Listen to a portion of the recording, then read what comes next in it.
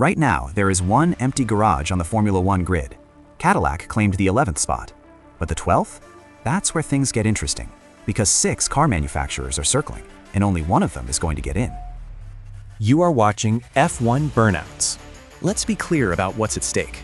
Joining Formula One costs around $500 million per year.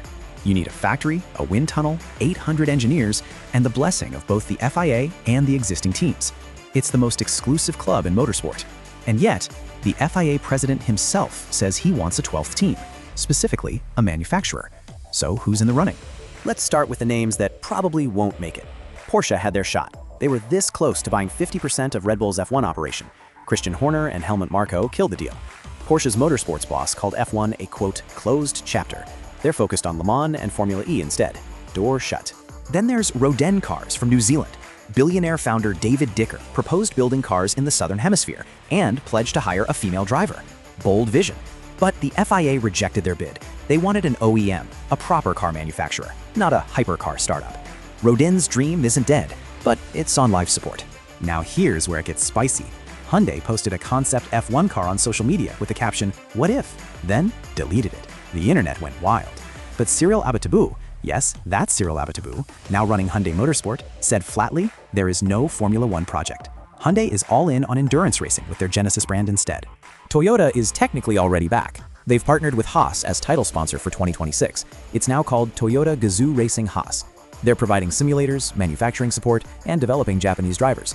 But this isn't a 12th team. It's a sponsorship with benefits. Toyota isn't building their own car. At least, not yet. Now, the 2 names that actually have a real shot. First, Lotus, or more accurately, Geely, the Chinese conglomerate that owns Lotus, Volvo, and has a joint venture with Renault building power units. Reports say initial talks are already underway between Geely and the FIA to bring the Lotus name back to F1. They've got heritage, they've got money, and they've got engine expertise through their horsepower trains partnership. But the frontrunner? BYD, China's biggest car manufacturer. They overtook Tesla as the world's top EV seller. $86 billion in revenue last year. And just this week, reports broke that BYD is actively exploring an F1 entry, either buying a team or building one from scratch. The FIA president has practically rolled out the red carpet. BYD has the money, the global ambition, and F1's new hybrid regulations are basically an invitation for an EV powerhouse. Oh, and there's a wild card.